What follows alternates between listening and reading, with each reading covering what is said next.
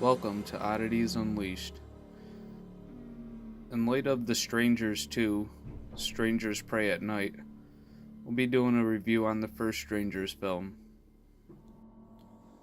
The beginning starts off like a typical horror movie that wants to scare you and tells you that it's based off of true events.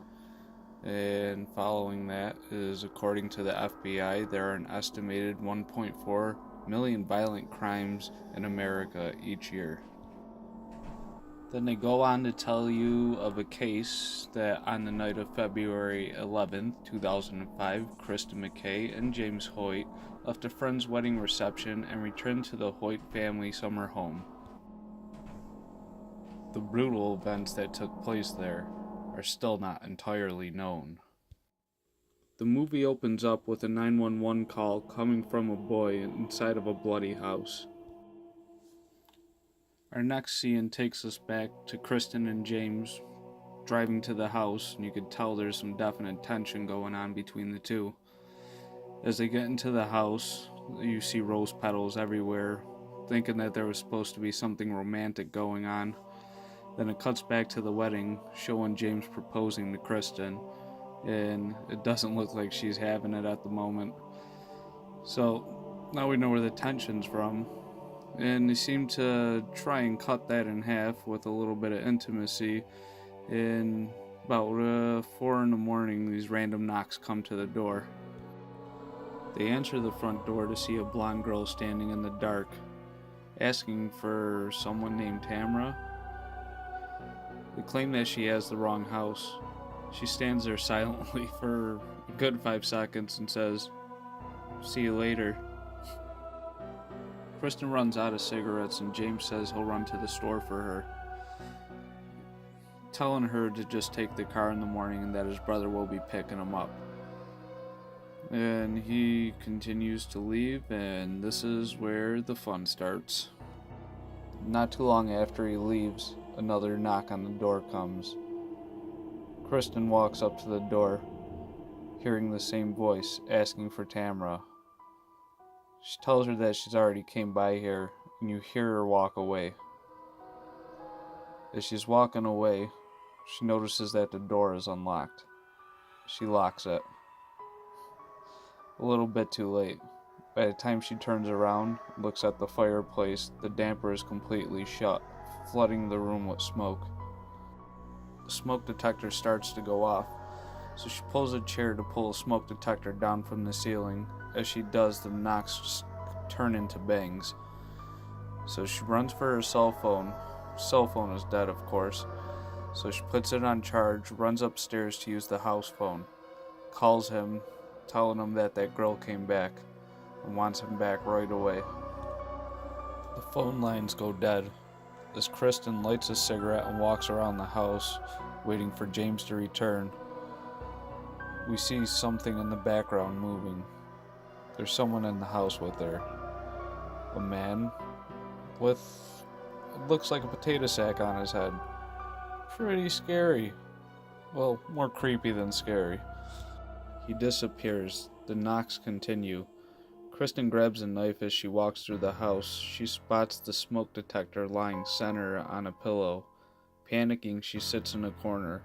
More sounds continue outside. Knocking, wind chimes being hit. She walks towards the window, curious. Opens the curtain to see the potato sack man pressed against the glass. The door opens slowly and shows a doll mask peek in. She runs upstairs to the bedroom. We hear the door open, footsteps getting closer. James is back. He sees her in panic as she tries to explain what's happening. He grabs a knife and does a walkthrough of the house. As he walks through the living room, we could see Kristen's cell phone in the fireplace. They look out the window to see the blonde girl standing alone watching the house. James walks out to see the car windows smashed, the tires slashed, and as he's in the car, someone reaches in and touches him and runs away. As he gets out the car, the blonde is standing in front of him. Someone else runs by him. He finally gets smart and returns to the house. As he goes to grab his phone, he notices the battery's gone. They go to get in the car and attempt to leave, silly them, The truck at the end of the driveway guns it and plows right into the car. They run back into the house searching for a gun. They find what they need and go into the bedroom for ammo. Thing is, this guy lied about hunting to impress Kristen and can't even load the damn thing. As they go to leave, Potato Sack Man starts coming through the front door with an axe, Jack Nicholson style. James shoots at the door, and you hear the psycho run away. They run deeper into the house to barricade themselves with the shotgun. Meanwhile, outside, his brother shows up to get him and gets his windshield busted in as well, shocked as he walks up to the house of madness and awe. His brother enters, not knowing Mr. Potato Head stalking him. As Kristen and James see a shadow approaching, he pulls the trigger and shoots his own brother in the head. Damn! As if they couldn't be traumatized enough, he loads his gun to go outside to a radio to get help. As he opens the door, "Killer" is written on the glass. Kristen is in the house alone. He sees one walking, ducks down to take a shot, only to get taken out by the potato sack dude coming in like Lawrence Taylor. Hearing a gunshot go off, Kristen steps on the porch. She senses someone behind her and sprints to the shed, busting her ankle. Not knowing she's being stalked the whole way, she finds the radio and attempts to call out, and of course one of the doll-faced girls shows up and smashes the crap out of the radio. Kristen runs off and starts slowly making her way back to the house, seeing all of them in various spots around her. As she hobbles back to the house, she hears the piano start to play inside and hides in the closet. Blondie finds her.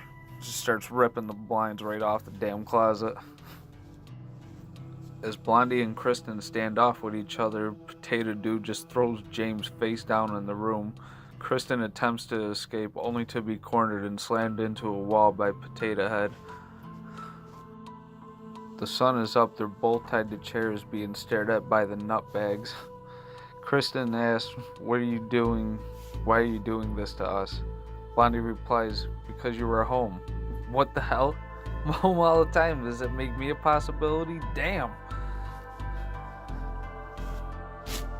They all take their masks off, but we still never see their faces. Potato Bro picks up the butcher knife and just shanks up James. Then the brunette takes a stab at it.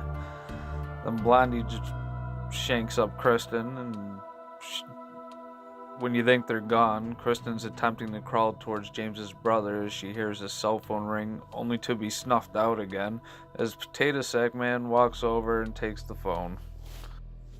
See the truck with the strangers at the end going down the road, and they stop for these two church boys walking. As Blondie gets out and asks for a pamphlet, the boy asks, "Are you a sinner?" She replies, "Sometimes." She gets back into the truck and claims it'll be easier next time. These are the boys that made the 911 call from the beginning. As they find Kristen, bloody, thinking that she's dead, she wakes up screaming. Thanks for watching. This was my first movie review, and if you liked it, please give me a subscribe, give me a like, and let me know in the comments what I could do to make these videos better. And just let me know if you're looking forward to the new Strangers. I know I've been about a 10-year wait for the second movie, but yeah, definitely excited about this one. But thanks for watching, and please subscribe, give the video a like, and we'll see you soon.